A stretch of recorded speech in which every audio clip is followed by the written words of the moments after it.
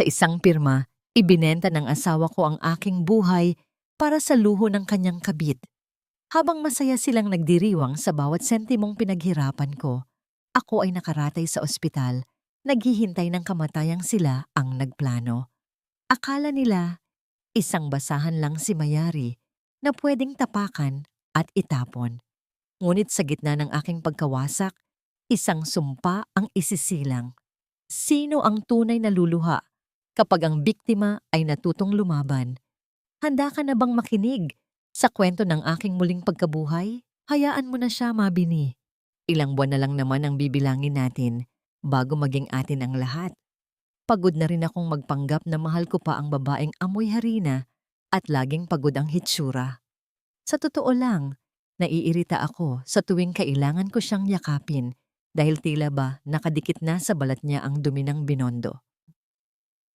Ang mga salitang iyon na binigkas sa boses ng lalaking pinag-alayan ni Mayari ng 10 taon ng kanyang buhay ay tila mga talim na dahan-dahang humihiwa sa kanyang pagkatao. Nakatayo siya sa labas ng opisina ni Makisig, hawak ang isang mainit pang lalagyan ng paborito nitong batsoy na pinagpuyatan niyang lutuin sa gitna ng kanyang sariling panghihina. Ang init ng sabaw na gumagapang sa kanyang mga palad ay hindi maikukumpara sa lamig na biglang lumukob sa kanyang puso. Ang bawat salita ni Makisig ay tila isang sampal na hindi nagiiwan ng bakas sa pisngi, kundi isang malalim na ukit sa kaluluwa. Dahan-dahang nanghina ang pagkakahawak ni Mayari sa bitbit na pagkain. Ang bakal na hawakan ng lalagyan ay dahan-dahang dulas sa kanyang nanginginig na mga daliri hanggang sa tumama ito sa sahig.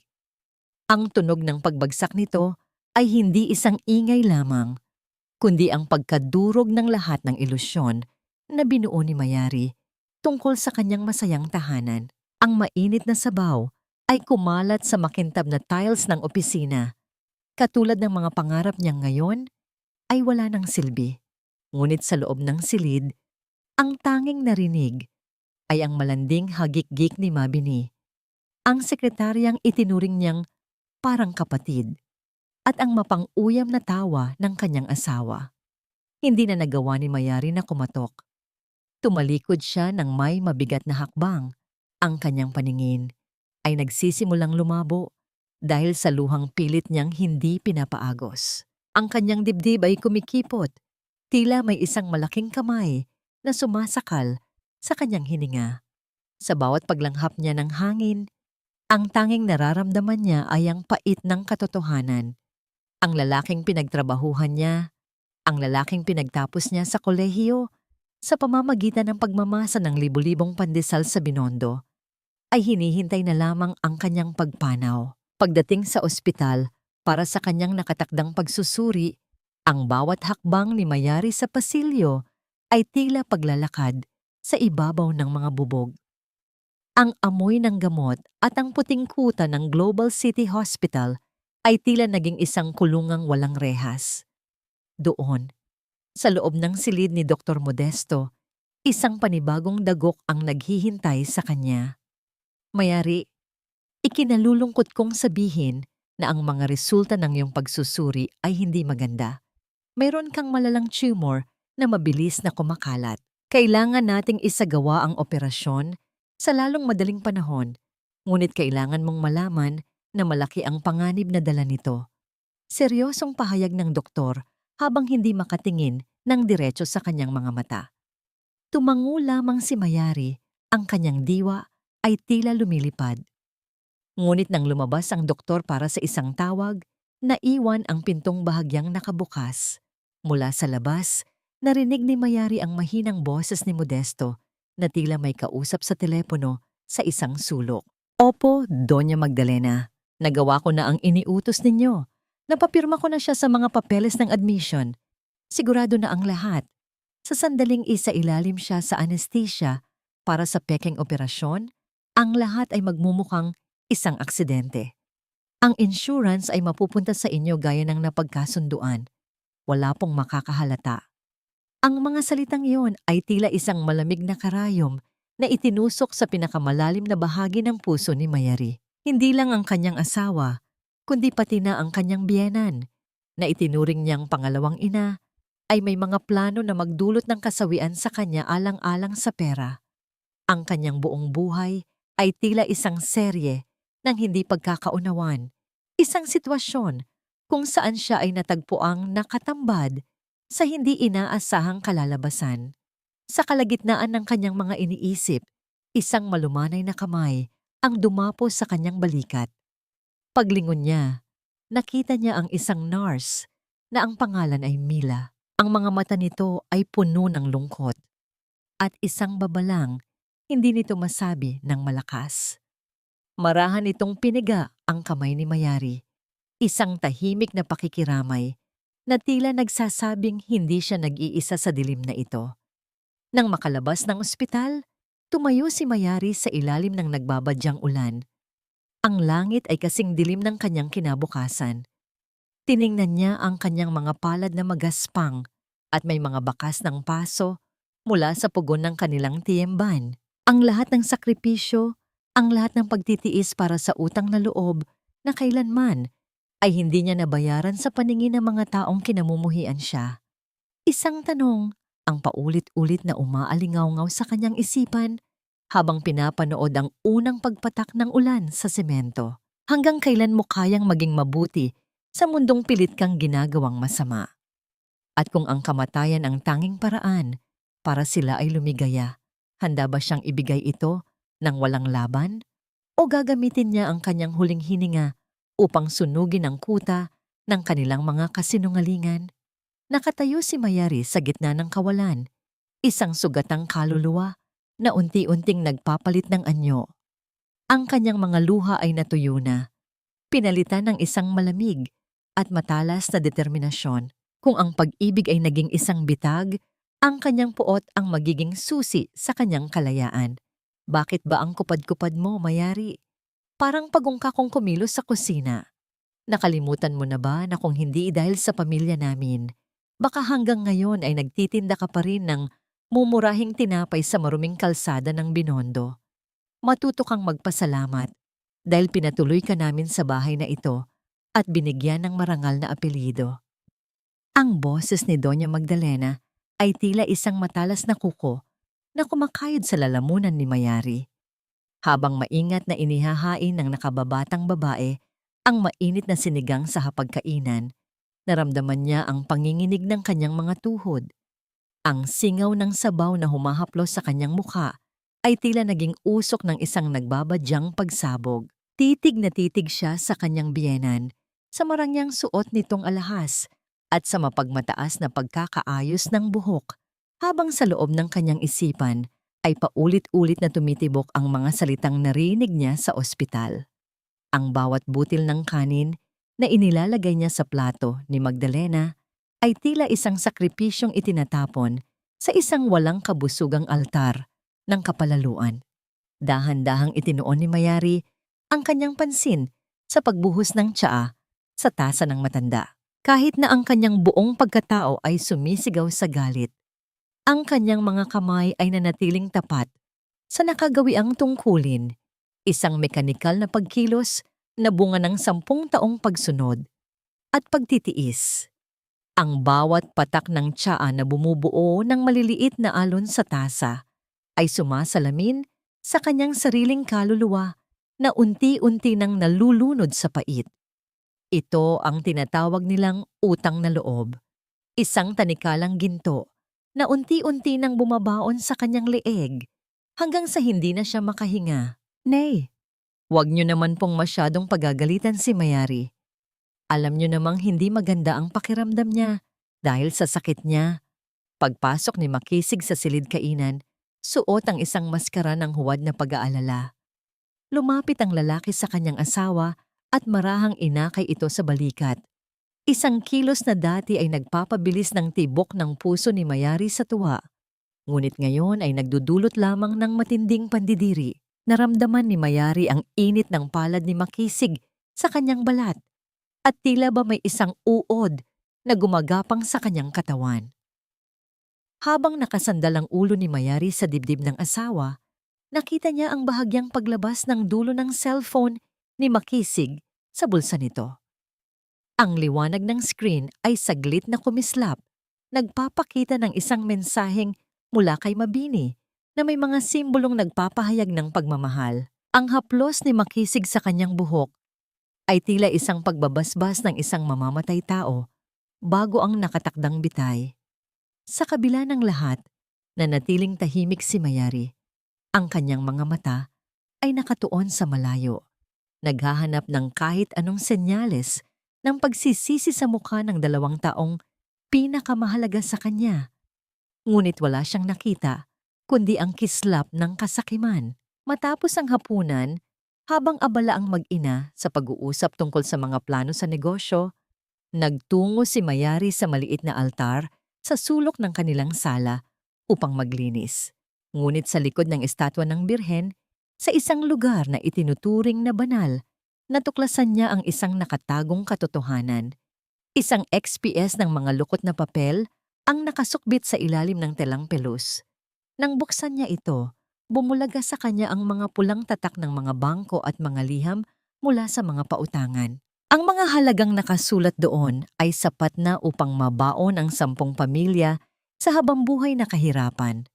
Ang lahat ng ito ay mga resibo ng pagkatalo sa sugal ni Doña Magdalena, ang tunay na dahilan kung bakit kailangang mamatay ni Mayari.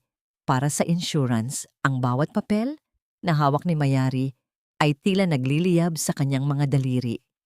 Dito niya naintindihan na ang kanyang buhay ay naging isang pusta lamang sa isang madilim na laro ng pagkakataon. Ang bawat pagmamahal na ipinakita sa kanya, ang bawat haplos at boses ng pagkalinga ay may kaakibat na presyo na nakasulat sa mga dokumentong ito. Ang kanyang utang na loob ay hindi kailanman matatapos dahil ang mga taong pinag-alayan niya nito ay mga hukay na walang ilalim. Dahan-dahang ibinalik ni Mayari ang mga papel sa pinagtataguan nito. Ang kanyang mukha ay kasing tigas na ng marmol ng altar. Nang lumingon siya, nakita niya si Doña Magdalena na nakatayo sa pintuan. Pinagmamasdan siya ng may malamig na ngiti na hindi umaabot sa mga mata nito. Lumapit ang matanda at hinawakan ang kanyang baba. Isang paghaplos na mas masakit pa sa isang latay. Huwag kang mag-alala, Mayari. Malapit nang matapos ang paghihirap mo sa sakit na yan. Isipin mo na lang na ang magiging pagkawala mo ay isang malaking sakripisyo para sa kinabukasan ng asawa mo at ng pamilyang ito. Sa wakas, magiging kapaki-pakinabang ka rin sa amin sa pinakamataas na paraan. Bulong ng matanda. Ang kanyang hininga ay amoy luma at mapait na tsa. Naiwang mag-isa si Mayari sa harap ng altar habang ang dilim ng gabi ay dahan-dahang lumalamon sa buong bahay. Ang kanyang puso, na dati ay puno ng pag-ibig, ay ngayon ay naging isang puyos ng nagbabadyang apoy. Habang ang bawat segundo ay lumilipas sa katahimikan ng gabi, isang tanong ang naglalakbay sa kanyang isipan na tila isang sumpa. Sino ang tunay na magbabayad ng utang na ito kapag ang biktima ay tumanggi ng maging sakripisyo? Bakit mo ginagawa ito, Mila? Maaari kang mawalan ng trabaho o higit pa rito kung malalaman nilang tinutulungan mo ako. Hindi mo ako kaano-ano, ngunit bakit ikaw pa ang nagmamalasakit sa akin sa gitna ng lahat ng ito? Ang tinig ni Mayari ay halos isang pabulong na panalangin sa loob ng madilim na silid ng mga nurse. Ang tanging liwanag na nagmumula sa siwang ng pinto ay tumatama sa mukha ni Mila, na ngayon ay puno ng pag-aalala at determinasyon. Ang bawat tibok ng puso ni Mayari ay tila isang mabilis na yabag sa pasilyo ng ospital, nagbababala sa bawat segundo ng panganib na kanilang hinaharap. Sa mga oras na ito, ang ospital na dapat ay lugar ng paghilom ay naging isang masukal na gubat kung saan ang mga lobo ay nagbabalat kayong mga tagapagligtas. Hinawakan ni Mila ang nanginginig na mga kamay ni Mayari, isang mahigpit at mainit na pisil na tila nagbibigay ng lakas na matagal nang nawala sa biktima. Dahil nakita ko na ang pelikulang ito, Mayari, hindi ka ang una. Nakita ko kung paano niluto ni Doktor. Modesto ang mga papeles ng ibang pasyente para sa mga taong may pera at kapangyarihan. Noong una ay nanahimik ako dahil sa takot. Ngunit nang makita ko ang mukha mo, Ang mukha ng isang babaeng walang ibang ginawa, kundi magmahal at magsilbi. Hindi ko na kaya pang tumingin sa kabilang dako. Dahan-dahang inilabas ni Mila ang isang asul na folder mula sa ilalim ng kanyang uniforme. Ang tunog ng pagkayod ng papel sa tela ay tila isang malakas na babala sa katahimikan ng silid. Ibinigay niya ito kay Mayari. Ang kanyang mga mata ay nagniningning sa ilalim ng malamlam na ilaw.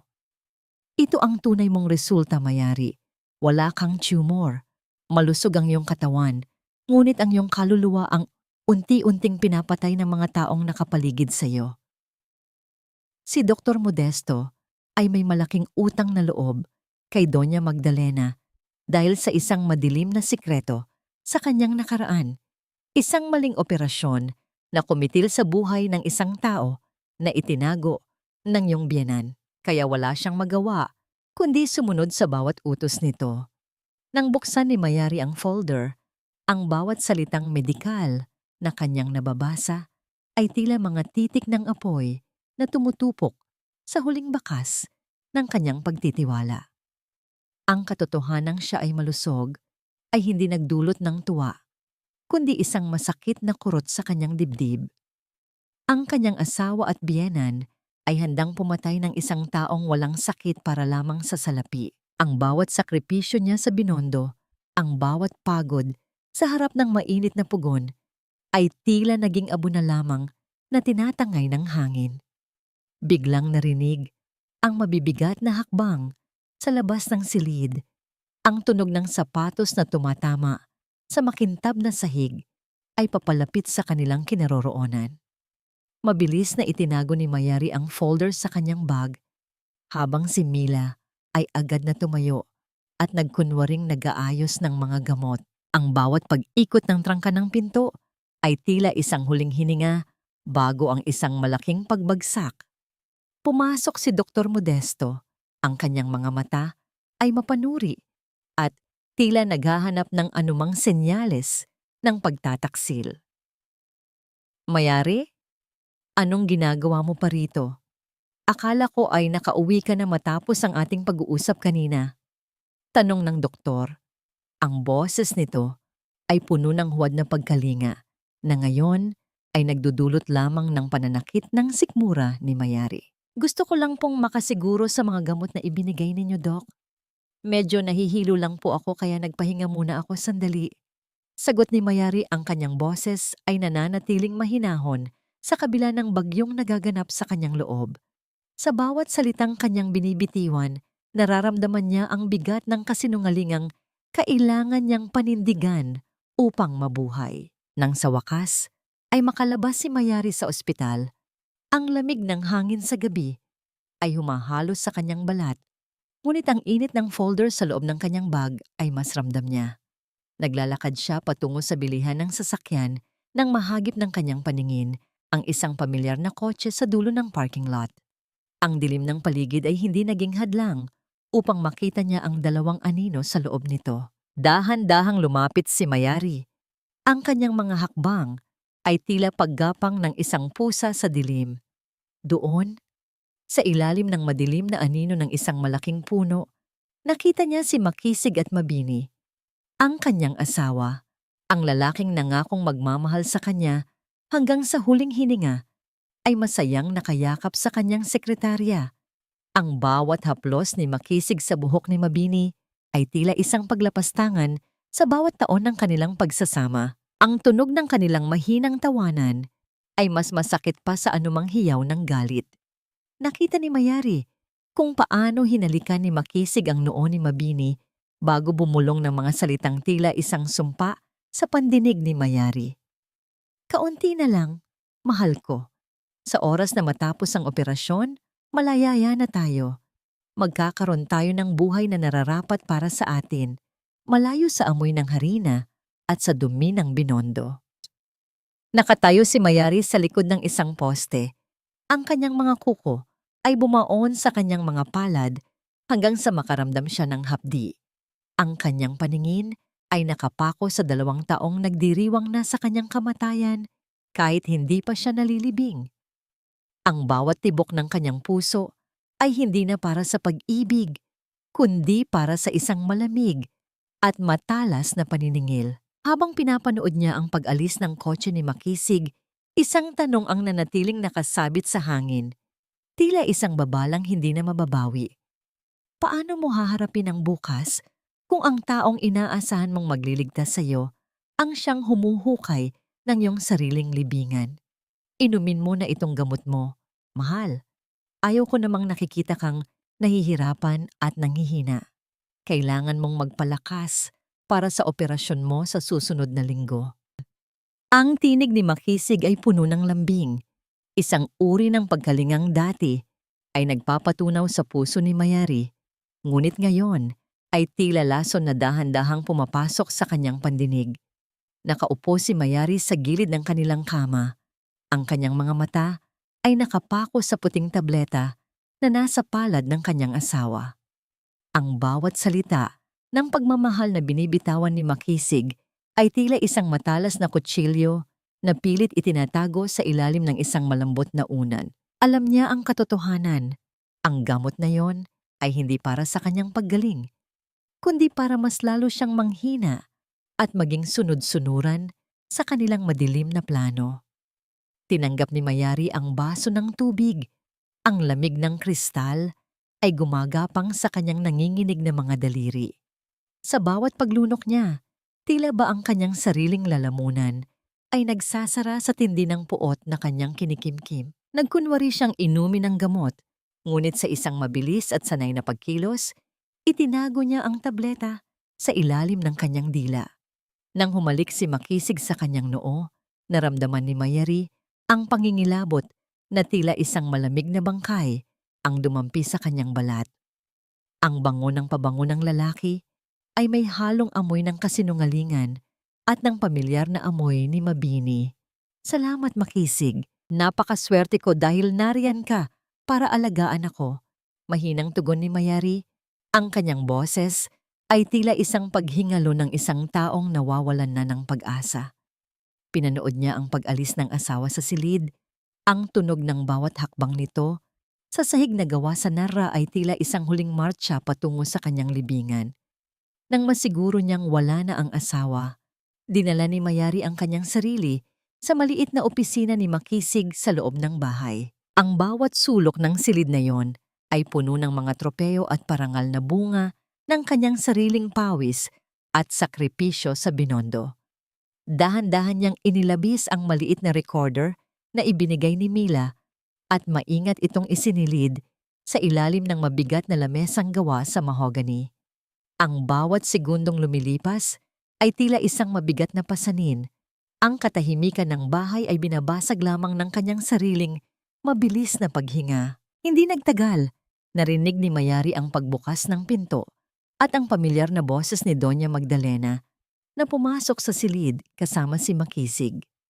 Mabilis na nagtago si Mayari sa likod ng makapal na kurtina sa katabing silid. Ang kanyang puso ay tila isang tambol na nagbibigay ng babala sa bawat tibok nito. Ang kanyang mga kuko ay bumaon sa tela, pinipigilan ng anumang tunog na maaring magmula sa kanyang nangangatog na katawan. Siguraduhin mong mapapapirma mo siya sa dokumentong ito bago ang Martes Makisig. Ang bangko ay hindi na makapaghihintay. Kung hindi natin mababayaran ang utang sa kasino ngayong buwan, kukunin nila ang lahat, pati na ang tiyemban sa Binondo. Ang boses ng matanda ay tila isang mapait na hagupit sa pandinig ni Mayari. Huwag kayong mag-alala, Nay. Gagawin ni Mayari ang lahat ng sasabihin ko. Konting acting lang at kaunting paawa, pipirma yon ng nakapikit. At sa oras na mawala na siya, hindi lang ang utang niyo ang mababayaran, kundi mabibili ko pa ang lupang gusto ni Mabini sa Tagaytay. Sagot ni Makisig. Ang kanyang tawa ay tila isang mapanirang tunog na gumagahasa sa katahimikan ng gabi. Ang bawat salita ay tila isang bagong latay sa kaluluwa ni Mayari. Ang kanyang mga luha ay dahan-dahang umagos, hindi dahil sa lungkot, kundi dahil sa pagkadurog ng huling bahagi ng kanyang pagkatao na naniniwala pa sa kabutihan. Ang lalaking pinag-alayan niya ng kanyang kabataan ay tila isang buwayang naghihintay na lamang lamunin ang kanyang mga labi. Ang bawat pangarap na binuo nila sa maliit na tiyemban sa Binondo ay tila mga aninong naglalaho sa dilim ng kanilang kasakiman. Nang makaalis ang dalawa, lumabas si Mayari mula sa kanyang pinagtataguan. Ang kanyang mukha ay kasing puti na ng papel. Ang kanyang mga mata ay nanunuyo na sa tindi ng sakit. Kinuha niya ang recorder at pinakinggan muli ang kanilang pag-uusap. Ang bawat kataga ay tila isang ebidensya ng kanyang sariling pagkamatay sa kamay ng mga taong itinuring niyang mundo. Ang pait sa kanyang lalamunan ay hindi na maalis ng kahit anong tubig. Ang lamig sa kanyang puso ay hindi na mapapawi ng kahit anong kumot. Nakatayo si Mayari sa gitna ng dilim, yakap ang kanyang sarili, habang ang hangin sa gabi ay humahalos sa kanyang balat. Ang bawat tibok ng kanyang puso ay tila isang paalala na siya ay humihinga pa, kahit na ang lahat sa paligid niya ay pilit siyang binabaon sa limot. Ang kanyang imahinasyon ay lumilipad sa mga araw na masaya pa silang nagmamasa ng harina, bago pa man pumasok ang maruming salapi at ang maitim na hangarin ng kanyang biyenan. Isang tanong ang nananatiling nakaukit sa kanyang diwa habang pinagmamasdan niya ang kanyang sariling anino sa dingding. Hanggang kailan mo kayang yakapin ang taong pilit kang pinapatay? At kailan mo matututunang bitawan ang pag-ibig na naging mitya ng iyong sariling kapahamakan? Ubusin mo na ito, Mayari. Huwag kang mag-alala. Malapit na ring matapos ang lahat ng paghihirap mo. Ang tinig ni Makisig ay tila isang oyayi ng kamatayan, banayad at mapanlinlang sa katahimikan ng kanilang silid. Inilahad niya ang isang maliit na baso ng tubig, kasama ang isang maputing tableta na tila isang inosenteng gamot. Ngunit para kay Mayari, iyon ay isang piraso ng lason na binalot sa asukal. Nakatingin si Mayari sa mga mata ng kanyang asawa. Ang mga matang dati ay tinitingala niya bilang bituin sa madilim niyang langit. Ngunit ngayon ay tila dalawang uling na lamang na nagnininga sa kasakiman. Ang bawat salita ng pagkalinga ni Makisig ay tila isang haplos ng malamig na bakal sa kanyang leeg. Tinanggap ni Mayari ang baso. Ang lamig ng tubig ay tila humahalos sa kanyang nanginginig na balat. Habang hawak niya ang tableta, muling bumalik sa kanyang gunita ang mga madaling araw sa Binondo, kung saan masaya silang magkasama sa harap ng mainit na pugon. Noon, ang tanging pinapangarap niya ay ang mapakain ng maayos ang lalaking ito, ang maibigay ang lahat ng lakas niya para sa tagumpay nito. Ngunit ngayon, ang kamay na nagmasa ng harina para sa kinabukasan ni Makisig ay ang kamay ring tumatanggap ng dahan-dahang kamatayan mula sa kanya. Ang pait na nararamdaman niya ay hindi nagmumula sa gamot, kundi sa katotohanang ang taong pinag-alayan niya ng buhay ang siya ring masayang kumikitil nito. Bakit mo ako tinititigan ng ganyan, mahal? May masama ba sa pakiramdam mo? Tanong ni Makisig. Ang kanyang boses ay may halong pagkukunwari ng kaba, habang ang kanyang mga daliri ay marahang humahaplos sa pisngi ni Mayari. Ang bawat dampi ng balat nito ay nagdudulot ng pangingilabot sa buong katawan ni Mayari. Tila ba isang makamandag na ahas ang gumagapang sa kanyang mukha. Wala naman, Makisig. Iniisip ko lang kung gaano kabilis lumipas ang panahon. Parang kailan lang. Magkasama tayong nangangarap sa maliit nating tiyemban. Ngayon, tila ang layo-layo na natin sa isa't isa. Mahinang tugon ni Mayari. Ang kanyang boses ay tila isang paos na awit ng isang sugatang ibon. Sa isang iglap, mabilis niyang isinubo ang gamot. Ngunit sa halip na lunukin ito, maingat niya itong isinuksok sa pagitan ng kanyang gilagid at pisngi. Isang kasanayang natutuhan niya mula nang malaman niya ang kanilang balak. Uminom siya ng tubig ng tuloy-tuloy. Ang tunog ng paglunok niya ay tila isang huling hudyat ng kanyang pagsuko sa paningin ni Makisig. Nang makita ng lalaki na naubos na ang gamot, isang tipid at nakakangilabot na ngiti ang sumilay sa mga labi nito. Magpahinga ka na, Mayari. Kailangan mong matulog ng mahaba. Bukas, mas magiging maayos ang lahat. Nang lumabas si Makisig at isara ang pinto, ang tunog ng pag-ikot ng susi ay tila isang hatol ng pagkabilanggo. Mabilis na tumakbo si Mayari sa banyo at iniluluwa ang tableta sa labaw. Pinanood niya ang pagtunaw ng puting gamot sa ilalim ng agos ng tubig, katulad ng pagtunaw ng kanyang huling pag-asa sa lalaking pinakasalan niya. Ang kanyang dibdib ay kumikipot, tila may isang malaking bato na nakadagan sa kanyang hininga. Napasandal siya sa malamig na pader ng banyo. Ang kanyang mga tuhod ay nanghina hanggang sa mapaupo siya sa sahig. Sa labas ng silid, narinig niya ang mahinang boses ni Doña Magdalena na tila nakikipag-usap sa telepono. Opo, Dok. Naibigay na ni Makisig ang unang dosis. Siguraduhin niyo lang na bukas, sa oras ng operasyon, ay wala nang makakakita sa anumang bakas ng gamot na yon sa kanyang dugo. Gusto naming magmukhang natural na paghinto ng puso ang lahat. Ang perang kailangan mo ay handa na, basta't matapos na ang lahat ng ito. Ang bawat salita ng kanyang biyenan ay tila isang matalas na karayom na tumutusok sa kanyang pandinig. Ang katotohanang pati ang kanyang oras ng kamatayan ay nakaplano na at may katumbas na halaga ay nagdulot ng isang matinding panginginig sa kanyang buong pagkatao. Ang bawat patak ng pawis sa kanyang noo ay tila mga butil ng takot na unti-unting namumuo sa gitna ng dilim.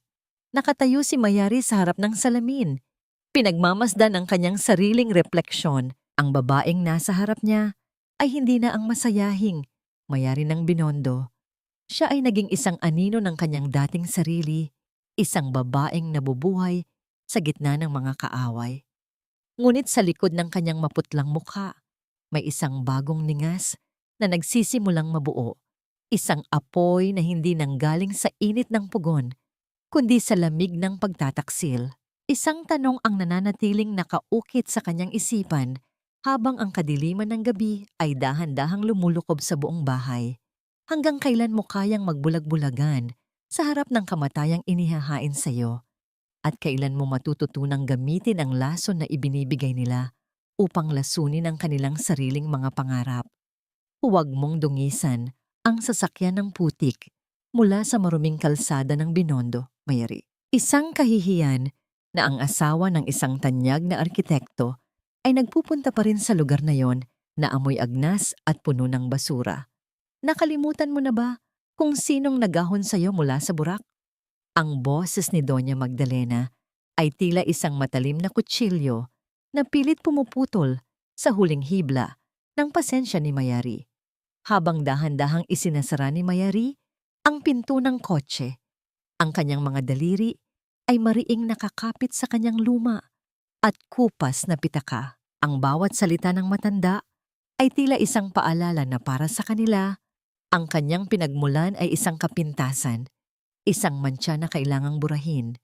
Ngunit sa ilalim ng kanyang maputlang balat, ang dugong dumadaloy ay hindi galing sa marangyang mansyon, kundi sa init at pawis ng Binondo, ang lugar na nagbigay sa kanya ng lakas bago pa man siya naging biktima ng kanilang kasakiman. Naglakad si Mayari sa makitid na eskinita. Ang amoy ng bagong luto na hopya at ang singaw ng nagbabagang uling ay tila mga bisig na yumayakap sa kanyang pagod na pagkatao. Dito, ang bawat bitak sa semento ay may kwento, at ang bawat patak ng pawis na tumatulo mula sa mga manggagawa ay tila isang awit ng pagsisikap. Narating niya ang maliit na puwang kung saan nakatayo ang kanyang dating tiemban, ang lugar na itinayo niya sa pamamagitan ng kanyang sariling mga kamay, bago pa man ito naging bahagi ng mga ari-arian na nais kamkamin ni Makisig. Mayari? Anak, ikaw ba yan? Isang paos, ngunit malambing na tinig ang bumasag sa kanyang pagmumuni-muni. Nakita niya si Lola Rosa, ang matandang babaeng nagturo sa kanya kung paano timplahin ang tamis at pait ng buhay sa pamamagitan ng masa ng tinapay. Ang bawat kulubot sa mukha ni Lola Rosa ay tila isang mapa ng karunungan, at ang kanyang mga mata ay nagniningning pa rin sa kabila ng dapit hapon ng kanyang buhay. Dahan-dahang lumapit si Mayari at kinuha ang kamay ng matanda upang magmano. Ang magasgas na palad ni Lola Rosa na dumampi sa kanyang noo ay naghatid ng isang kuryente ng init na hindi niya naramdaman sa loob ng maraming taon sa piling ni Makisig. Sa sandaling iyon, ang pader na binuo niya sa kanyang puso ay dahan-dahang gumuho. Ang mga luhang pilit niyang itinago ay nagsimulang dumaloy, tahimik at masakit, katulad ng pag-apaw ng ilog matapos ang isang malakas na bagyo. Lola, pagod na po ako. Bakit po ang bigat ng utang na loob na kailangan kong bayaran? Bulong ni Mayari. Ang kanyang boses ay tila isang paghingalo sa gitna ng ingay ng Binondo. Hinawakan ni Lola Rosa ang kanyang mukha. Ang mga daliri nito ay tila nagpapahid ng dumi ng nakaraan. Anak, ang harina ay kailangang masahin at saktan bago ito maging malambot at masarap na tinapay. Ngunit tandaan mo, ang apoy ng pugon ang nagbibigay sa kanya ng hugis at tibay. Huwag mong hayaang ang apoy ng ibang tao ang tumupok sa iyo. Gamitin mo ang sarili mong init upang maging matatag ka. Ikaw ang nagtayo nito, Mayari. Hindi ang apelyidong dala mo, kundi ang mga kamay mong may bakas ng paso. Tumingin si Mayari sa kanyang mga palad. Nakita niya ang maliliit na pilat mula sa mainit na tray ng oven, mga marka ng kanyang tunay na pagkakakilanlan. Ang bawat paso ay isang sagisag ng kanyang sakripisyo, hindi para kay Makisig, kundi para sa kanyang sariling dangal. Sa bawat paglanghap niya ng hangin na may halong amoy ng harina, naramdaman niya ang unti-unting pagbabalik ng kanyang diwa. Ang babaeng naging sunod-sunuran sa loob ng mansyon ay dahan-dahang naglalaho at ang Mayari ng Binondo, ang babaeng marunong lumaban sa init ng buhay, ay muling nagigising. Nang lumingon siya sa lumang pugon na ngayon ay puno na ng alikabok, isang malamig at matalas na determinasyon ang sumilay sa kanyang mga mata. Ang bawat butil ng harina na nakadikit pa rin sa mga dingding ay tila mga saksi sa kanyang mga pangarap na ninakaw. Ngunit sa sandaling ito, hindi na siya natatakot. Ang tiyemban na ito ay hindi lamang gusali. Ito ang kanyang kaluluwa at hindi niya papayagang maging abo ito sa kamay ng mga mapagsamantala. Hinalikan ni Mayari ang kamay ni Lola Rosa, isang tahimik na panunumpa na hindi na siya muling babalik bilang isang biktima. Habang naglalakad siya palayo sa Binondo, ang bawat hakbang niya ay tila may kasamang bigat ng isang hukbong handang sumabak sa giyera. Ang hangin sa gabi ay hindi na kasing lamig ng dati. Dahil sa kanyang loob ay may isang nagbabagang baga na handang magliyab. Nakatayo si Mayari sa harap ng kanilang mansyon. Ang kanyang refleksyon sa salaming pinto ay tila isang estranghero.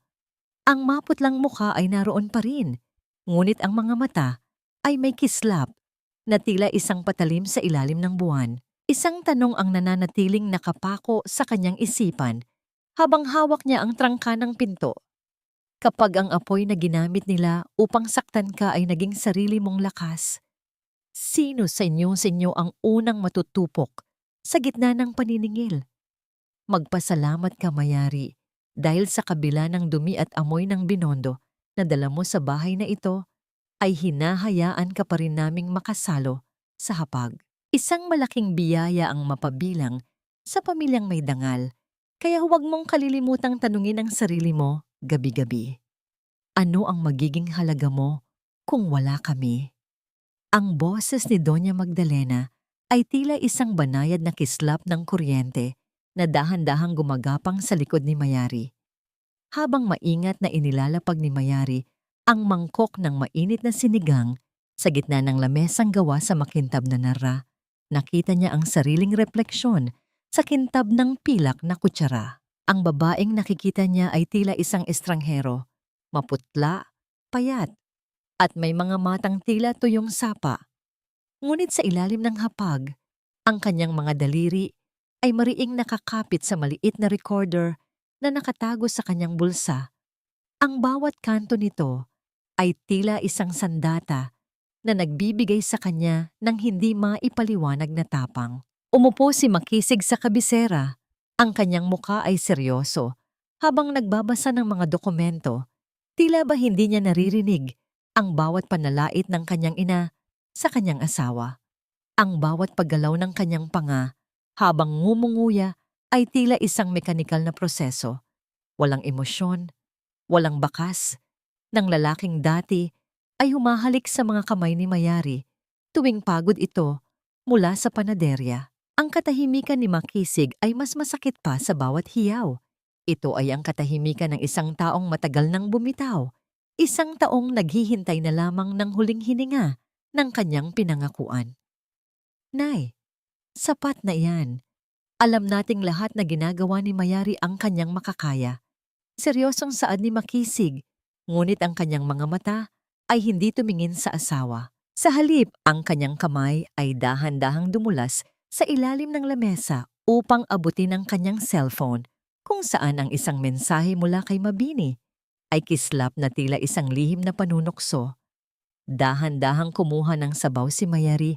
Ang usok nito ay humahalos sa kanyang mukha katulad ng mga alaala ng Binondo na pilit nilang binubura. Ang bawat higop niya ay tila pagtanggap ng lason na dahan-dahang pinapatay ang kanyang pagtitiwala. Pinagmasdan niya ang kanyang biyenan na ngayon ay marahang hinahawakan ang gintong krus sa kanyang leeg habang nagdarasal bago kumain. Isang eksenang puno ng kabalintunaan na nagdulot ng mapait na ngiti sa puso ni Mayari. Paano nagagawang tumingin sa langit ng isang taong ang mga paa ay nakabaon sa putik ng kasalanan? Mayari anak, muling pagtawag ni Magdalena. Ang kanyang tinig ay biglang naging malambing.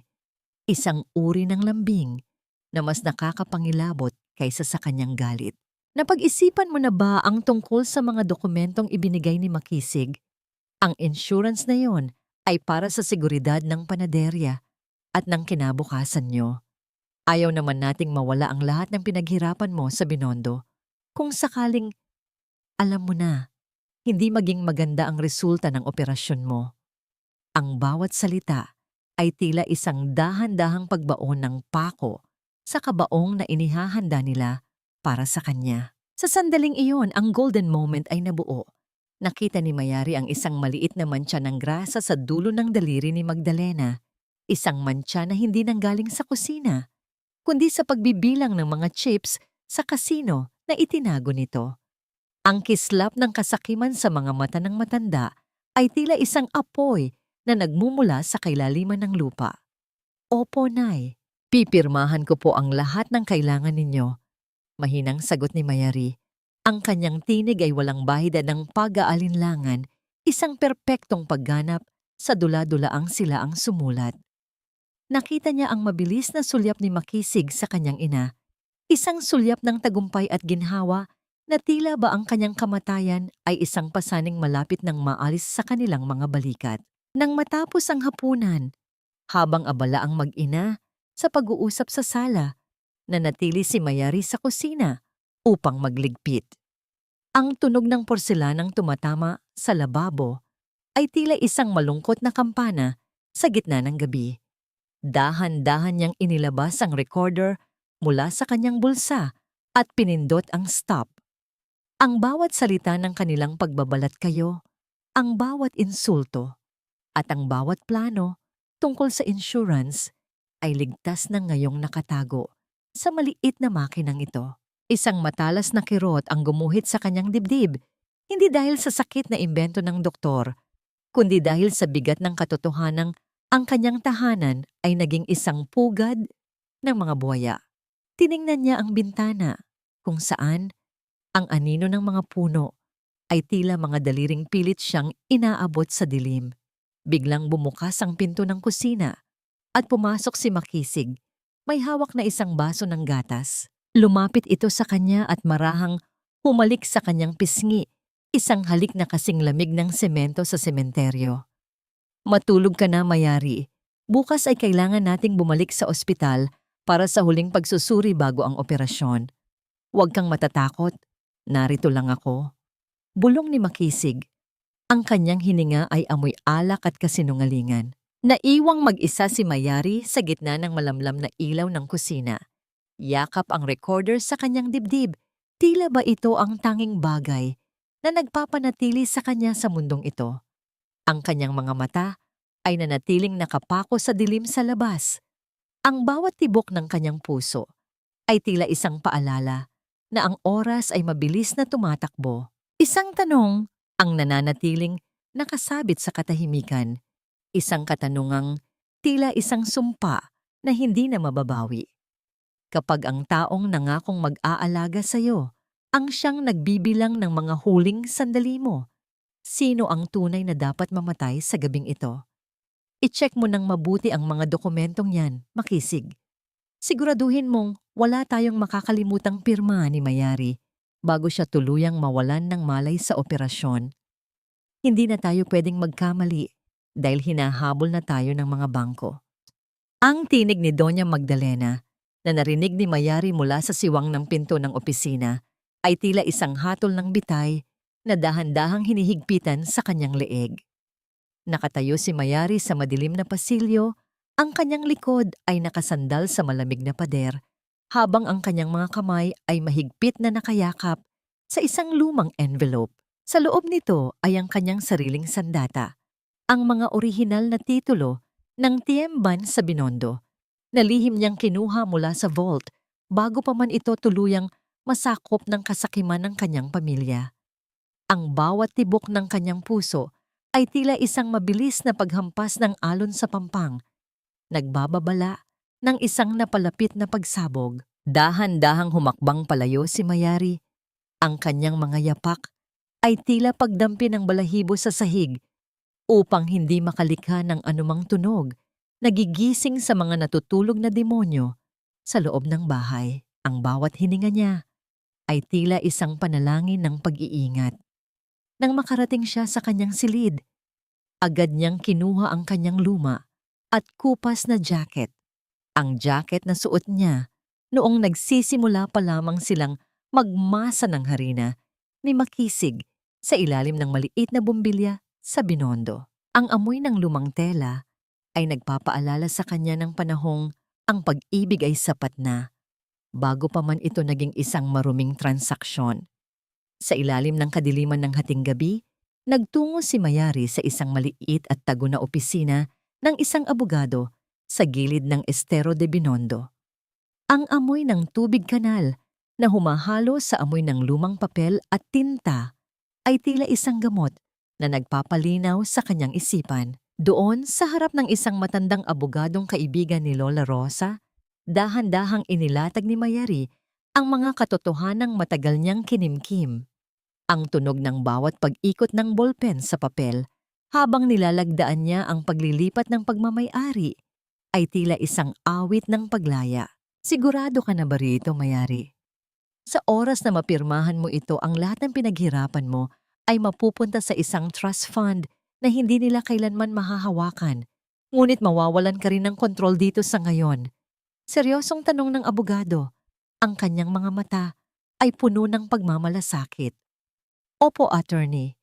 Mas mabuti nang itago ko ang kaluluwa ng aking panaderya sa mga kamay na mapagkakatiwalaan kaysa hayaan itong maging pambayad sa mga utang sa kasino ni Doña Magdalena. Ang tiemban na iyon ang aking buhay at hindi ko hahayaang mamatay ito kasabay ko.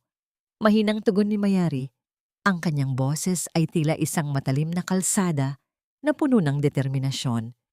Pagkatapos ng pirmahan, bago siya bumalik sa mansyon, dumaan muna si Mayari sa silid-aralan ng ospital kung saan naghihintay si Mila. Inabot sa kanya ng nurse ang mga kopya ng mga liham mula sa bangko na nagpapatunay sa napakalaking utang ni Makisig na nakapangalan sa kanilang kumpanya. Isang kumpanyang itinayo gamit ang puhunan mula sa Binondo. Ang bawat dokumento ay tila isang piraso ng puzzle na bumubuo sa larawan ng kanyang sariling pagtataksil. Nakita niya ang mga foreclosure notices na nakatakdang isilbi sa susunod na buwan. Ang katotohanang nais siyang patayin para lamang isalba ang isang gumuguhong imperyo ng kasinungalingan ay nagdulot ng isang malamig na tawa sa kanyang mga labi. Nang bumalik si Mayari sa mansyon, madaling araw na. Pagpasok niya sa kanilang silid, nakita niyang mahimbing na natutulog si Makisig.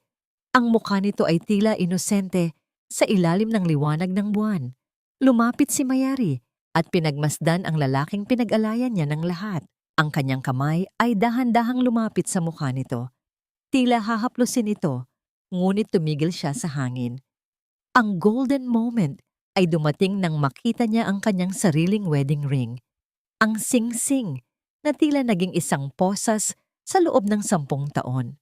Dahan-dahan niyang inikot ang sing-sing sa kanyang daliri. Nararamdaman ang bawat ukit nito bago niya ito hinigpitan muli. Makisig, kung alam mo lang kung gaano kabigat ang dala kong ebidensya laban sa inyo. Bulong niya sa kanyang isipan, ang kanyang mga mata ay naglalayag sa dilim. Sa mga sandaling iyon, ang takot ni Mayari ay naglaho na. Pinalitan ito ng isang malamig at kalkuladong plano. Ang bawat dokumentong nakuha niya, ang bawat pirma na nailigtas niya, ay tila mga bala sa isang baril na hindi pa niya pinuputok. Ang kanyang pagiging biktima ay natapos na sa gabing ito.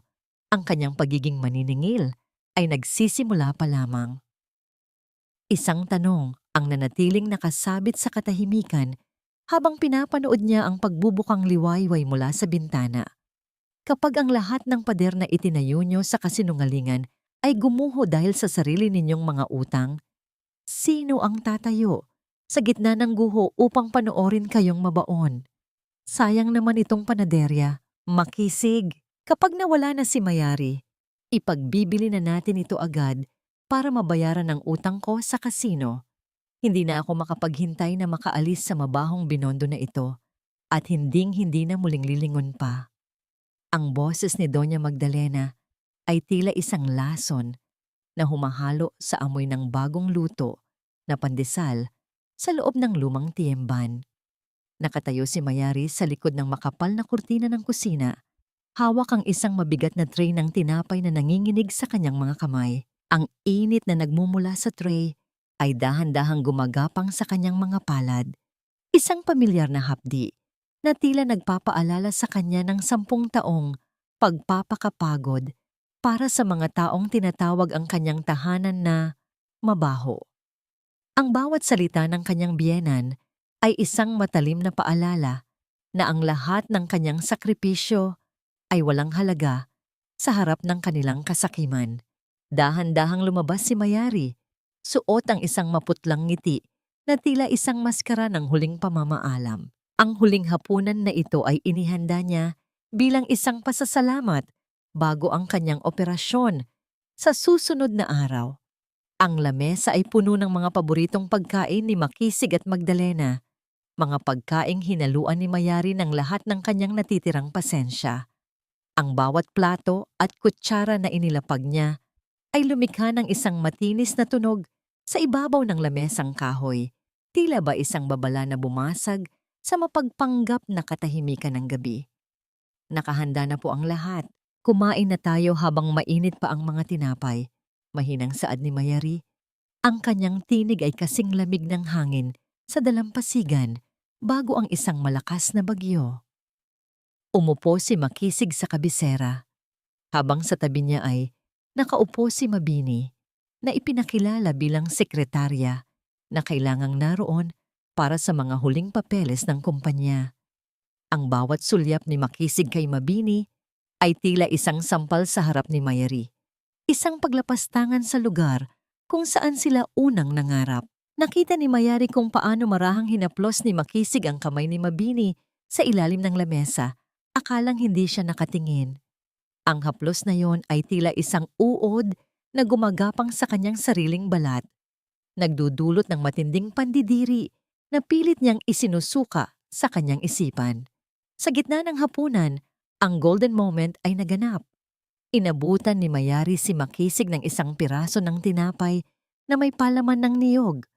Ang tinapay na palagi nilang pinaghahati ang dalawa noong wala pa silang pera. Saglit na napatigil si Makisig. Ang kanyang mga mata ay tila nakakita ng isang anino ng nakaraan. Ang lambot ng tinapay sa kanyang mga daliri ay tila isang tahimik na sumbat mula sa babaeng nagmahal sa kanya ng buo.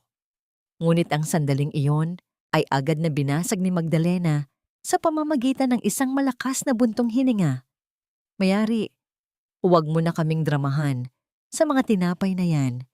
Mas mabuting pirmahan mo na itong huling dokumento para sa insurance. Para naman bago ka pumasok sa ospital bukas, ay kampante na kaming lahat na maayos ang lahat ng papeles. Wika ng matanda. Habang inilalapag ang isang asul na folder sa tabi ng plato ng sinigang. Ang bawat pahina ng dokumentong yon ay tila isang hibla ng sapot na pilit siyang iginagapos. Dahan-dahang kinuha ni Mayari ang bolpen. Ang dulo nito ay tumama sa papel. Lumilikha ng isang maliit at madilim na tuldok ng tinta. Tumingin siya kay Makisig, nagbabakas saling makakita ng kahit katiting na pag-aalinlangan sa mga mata nito. Ngunit ang tanging nakita niya ay ang pagkainip at ang kislap ng pagnanasa sa pera. Ang lalaking pinag-alayan niya ng kanyang kabataan ay tila isang buwayang naghihintay na lamang na lamunin ang kanyang huling hininga. Pirmahan mo na, mahal. Para sa seguridad natin ito. Bulong ni Makisig, ang kanyang boses ay tila isang malamig na haplos ng bakal sa leeg ni Mayari. Sa loob ng kanyang bulsa, dahan-dahang pinindot ni Mayari ang stop sa kanyang recorder. Ang bawat salitang binitawan nila sa gabing ito, ang bawat pag-uusap tungkol sa pagbebenta ng panaderya at ang pagmamadali sa kanyang kamatayan ay sapat na upang gumuho ang kanilang mundo. Ang pait sa kanyang lalamunan ay naging isang matalas na determinasyon. Hindi niya inakala na ang kanyang huling hapunan sa Binondo ay magiging ganito kapait. Ngunit dito rin niya natutunan na ang bawat sugat ay may katapat na paniningil. Nang matapos ang pirmahan, tumayo si Mayari at dinala ang mga pinagkainan sa kusina. Ang bawat hakbang niya sa kahoy na sahig ay tila isang mabigat na tunog ng tambol sa gitna ng katahimikan. Lumingon siya sa huling pagkakataon sa tiyemban na naging saksi ng kanyang pagpapakababa. Ang bawat butil ng harina sa hangin ay tila mga kaluluwang humihingi ng katarungan. Isang tanong ang nanatiling nakaukit sa kanyang diwa habang pinagmamasdan ang kanyang asawa na masayang tumatawa kasama ang kanyang kabit. Kapag ang lahat ng pirma ay naibigay na at ang bitag ay nakasara na, sino sa inyo ang tunay na magiging biktima sa oras na ang mga papel na ito ang maging ebidensya ng inyong sariling libingan? Akala nyo ba ay ganoon ako kadaling lokohin na pagkatapos ng lahat ng pawis at luhang ibinuhos ko sa panaderyang ito, ay papayag akong maging isang simpleng pirma na lamang sa inyong mga dokumento ng kamatayan? Ang tinig ni Mayari ay hindi sumigaw, ngunit ang bawat salitang binitawan niya ay tila isang malakas na hampas ng kampana sa loob ng tahimik na tiyemban sa Binondo. Nakatayo siya sa gitna ng silid. Ang kanyang anino ay humahaba sa sahig na puno ng alikabok at harina. Sa harap niya, sina Makisig, Doña Magdalena at Mabini ay tila mga estatwang nabigla. Ang kanilang mga mukha ay dahan-dahang nawawalan ng kulay habang ang katotohanan ay nagsisimulang lumutang sa hangin. Ang huling hapunan na inakala nilang pagdiriwang ng kanilang tagumpay ay naging isang madilim na paghuhukom. Dahan-dahang inilabas ni Mayari ang maliit na recorder mula sa kanyang bulsa. Ang kanyang mga daliri ay hindi na nanginginig. Sa halip, ang mga ito ay kasing tigas na ng bakal. Pinindot niya ang maliit na butones at ang katahimikan ng gabi ay binasag ng isang boses na tila nanggaling sa ilalim ng lupa. Ang boses ni Makisig na masayang pinaplano ang paghahati ng pera mula sa insurance sa oras na mamatay si Mayari sa mesa ng operasyon. Ang bawat salita ng pagtataksil ay umalingaw-ngaw sa mga dingding ng panaderya. Tila mga multo ng nakaraan na humihingi ng katarungan. Ano ito, Mayari? Isang biro. Huwag mong sabihing naniniwala ka sa mga putol-putol na usapang yan. Ginagawa namin ito para sa'yo, para sa seguridad mo. Ang boses ni Makisig ay puno ng desperasyon. Ang kanyang mga mata ay pilit na umiiwas sa matalas na tingin ng kanyang asawa. Sinubukan niyang lumapit. Ang kanyang kamay ay tila aabot upang amuin si Mayari. Ngunit mabilis na umatras ang babae. Ang kanyang mukha ay puno ng matinding pandidiri.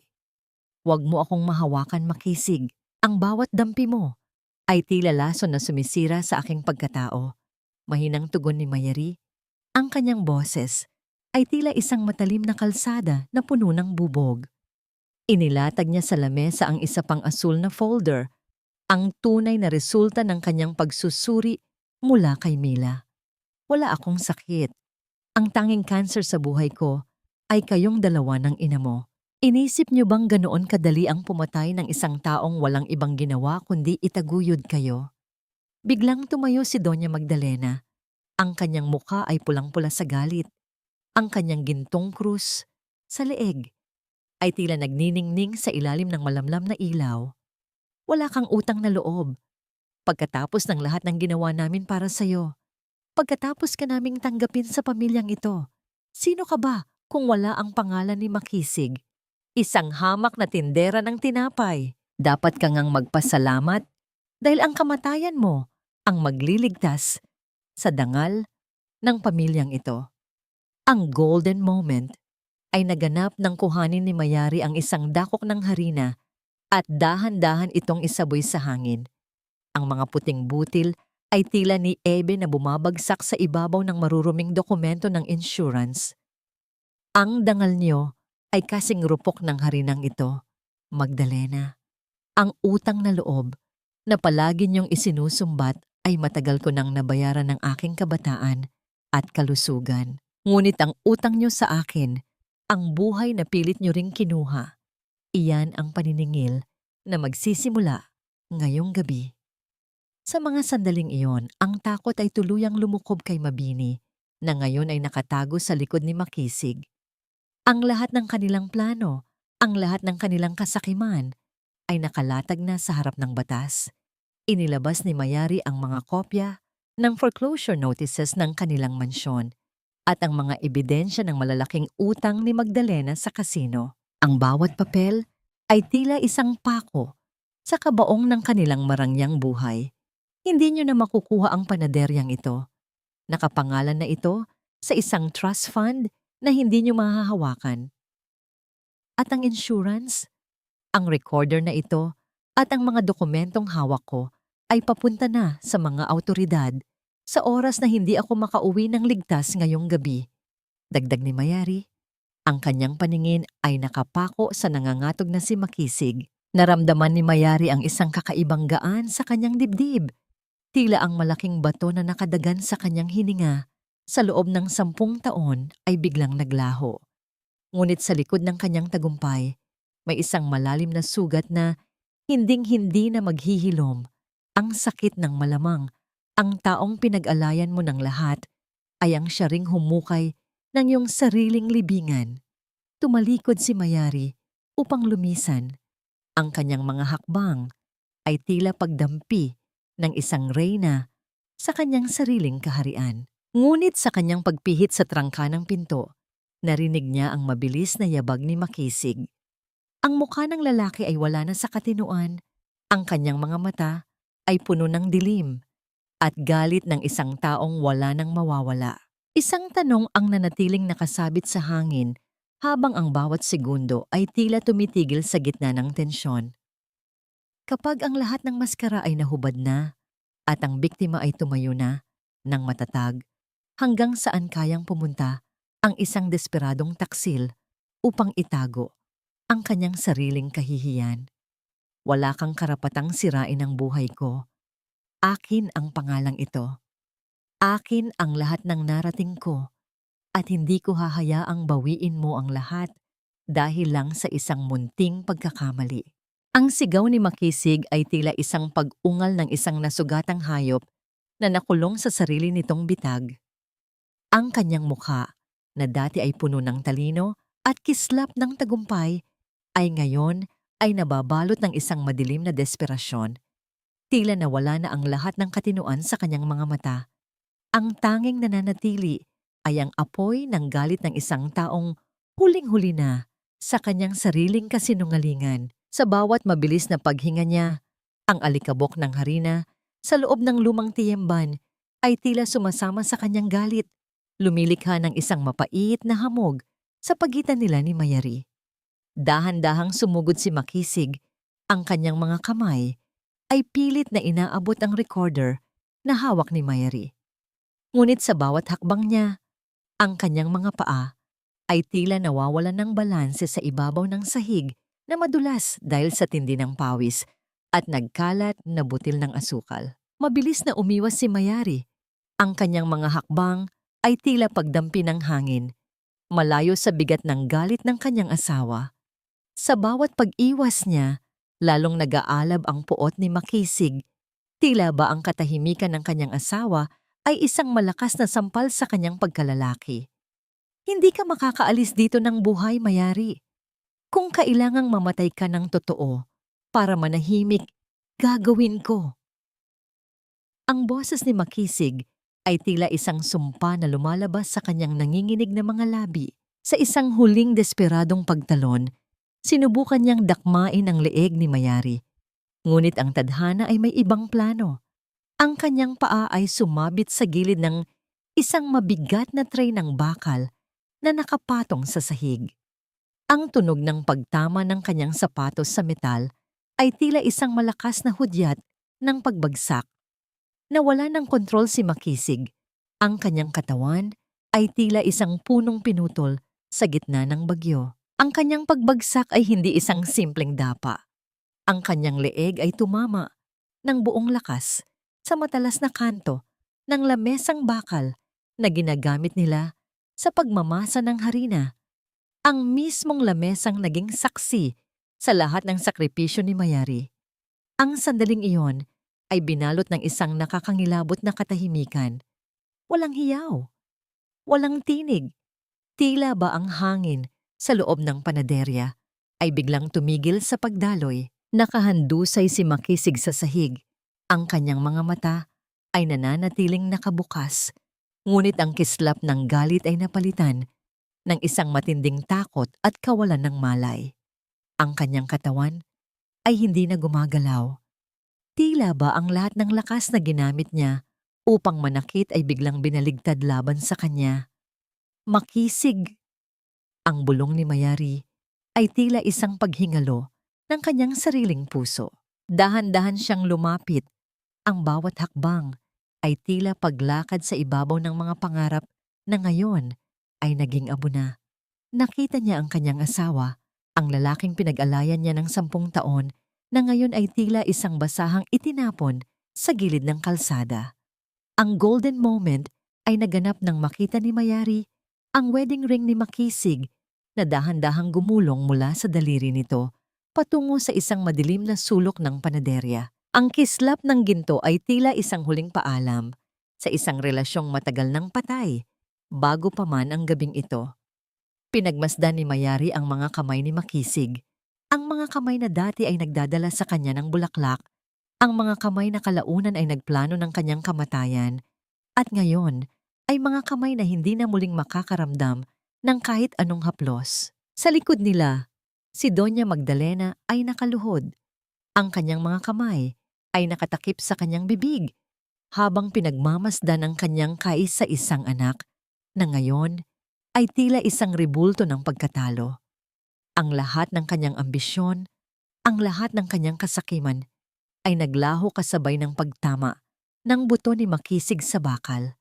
Ang katarungan ng tadhana ay dumating sa paraang hindi inakala ni Mayari.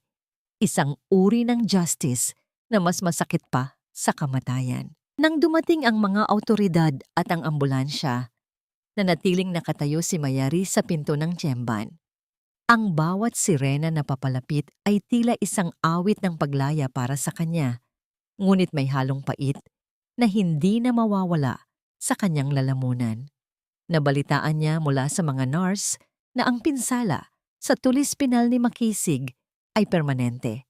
Mabubuhay siya Ngunit mananatili siyang bilanggo sa sarili niyang katawan.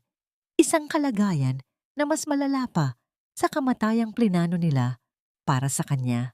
Isang tanong ang nanatiling nakasabit sa hangin habang pinapanood ni Mayari ang pag-alis ng ambulansya sa madilim na kalsada ng Binondo. Kapag ang langit na mismo ang nagparusa sa taong nanakit sa iyo, may puwang pa ba ang puot sa iyong puso? O ang tanging natitira ay ang lamig ng isang kalayaang nakuha sa gitna ng trahedya? Ngayon makisig, tayo na ang magkabaligtad. Ang katawan mong dati ay hindi mapakali sa paghahangad ng higit pa sa sapat, ay ngayon ay naging bilanggo ng sarili mong mga buto. At ang buhay na plinano mong bawiin sa akin ay ang siyang nagbibigay sa iyo ng pagkakataong panoorin ang sarili mong pagbagsak. Ang boses ni Mayari ay tila isang banayad na simoy ng hangin sa loob ng malamig na silid ng ospital. Nakatayo siya sa tabi ng kama kung saan nakahiga si Makisig. Ang lalaking dati ay tinitingala ng lahat, ang arkitektong may matatayog na pangarap, ngunit ngayon ay tila isang estatwang gawa sa laman na hindi man lang maigalaw ang isang daliri. Ang tanging buhay na natitira sa kanya ay ang kanyang mga mata, na ngayon ay puno ng pait, takot, at isang pagsisising huli na para sa lahat. Sa bawat pagkurap ni Makisig, ang bawat luhang dumadaloy sa kanyang pisngi ay tila isang paghingi ng tawad na hindi na kayang bigkasin ng kanyang mga labi. Dahan-dahang hinawakan ni Mayari ang riles ng kama. Ang lamig ng bakal ay hindi na nagdudulot ng panginginig sa kanya. Sa kabilang dako ng silid, nakita niya sa balita sa telebisyon ang paglabas ni Doña Magdalena mula sa presinto, nakaposas at nakayuko.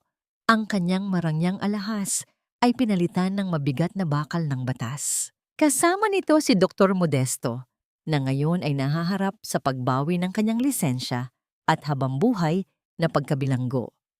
Ang imperyong itinayo nila sa ibabaw ng kasinungalingan at utang na loob ay tuluyan ng gumuho, tila isang bahay na gawa sa baraha na tinangay ng malakas na hangin.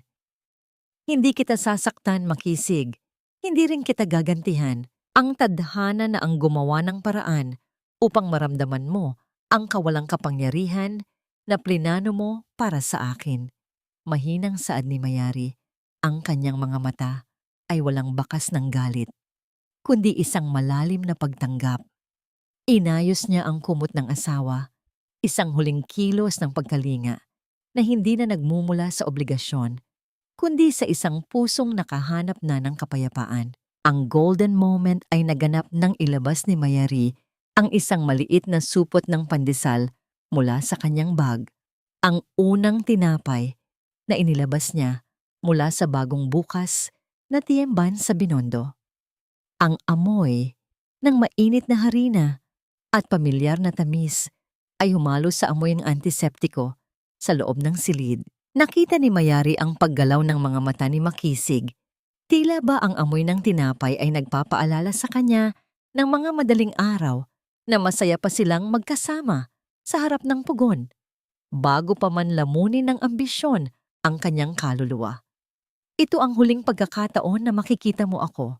Ang panaderya ay akin na at gagamitin ko ang bawat sentimo nito upang itaguyod ang mga taong katulad ko, mga taong biktima ng kasakiman.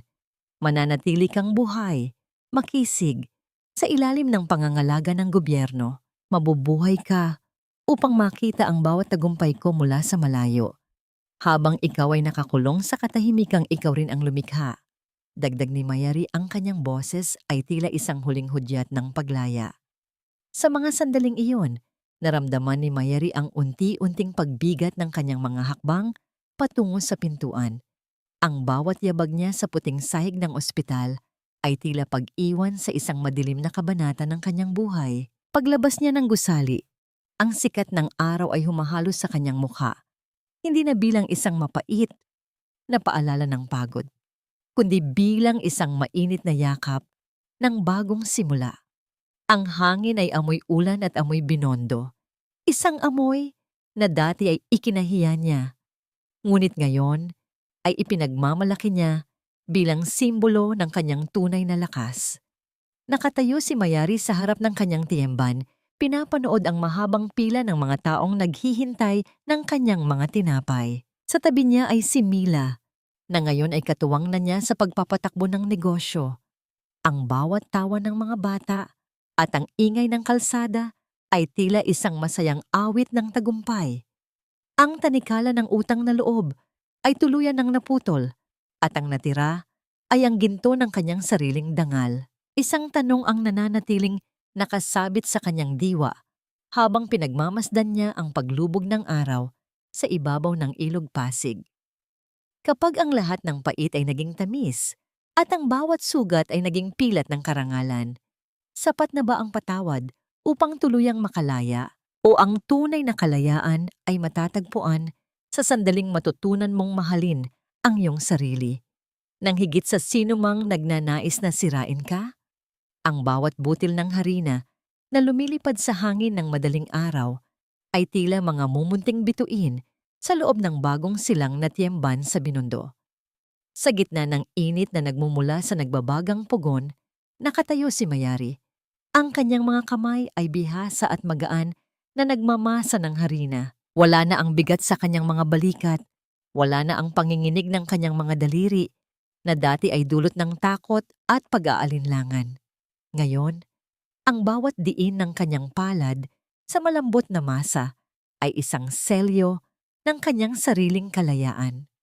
Ang bango ng pandesal na dahan-dahang naluluto ay humahalos sa kanyang mukha. Isang amoy na sumasagisag sa tagumpay ng isang babaeng minsan nang binalak burahin sa mundo. Isang taon na ang lumipas mula nang gumuho ang kuta ng mga kasinungalingan ni na Makisig at Magdalena. Sa loob ng isang malamig at payak na pasilidad ng gobyerno, nananatiling nakatitig si Makisig sa puting kisame. Ang kanyang mundo ay naging kasing liit na lamang ng kanyang paningin. Ang bawat luhang dumadaloy sa kanyang pisngi ay hindi na pinapahid ng mga kamay ni Mayari, kundi ng malamig na hangin ng pagsisisi. Samantala, sa likod ng mga rehas ng kulungan, ang dating mapagmataas na si Doña Magdalena ay naglalaba ng maruruming damit ng ibang bilanggo. Ang kanyang mga kamay, na dati ay puro alahas, ay ngayon ay puno na ng sugat at paltos.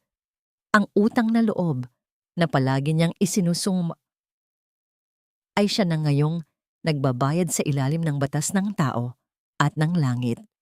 Nakangiting pinagmasdan ni Mayari ang mahabang pila ng mga suki sa labas ng kanyang tindahan. Sa tabi niya, si Mila ay masayang nag-aabot ng mga supot ng tinapay. Ang kanilang pagkakaibigan ay naging kasing tibay ng pundasyon ng gusaling ito. Isang golden moment ang naganap ng lumapit ang isang batang babae at nag-abot ng isang maliit na gumamela kay Mayari bilang pasasalamat sa libreng tinapay na ibinibigay niya tuwing umaga. Sa sandaling iyon, naramdaman ni Mayari ang isang kakaibang init sa kanyang puso. Hindi ang init ng galit, kundi ang init ng paghihilom. Napagtanto ni Mayari na ang tunay na kapayapaan ay hindi matatagpuan sa paghihiganti, kundi sa pagpili na magpatuloy sa kabila ng mga pilat. Pinatawad na ba niya sila? Marahil ay hindi sa paraang nais nilang mangyari, kundi sa paraang pinalaya na niya ang kanyang sarili mula sa kanilang mga anino.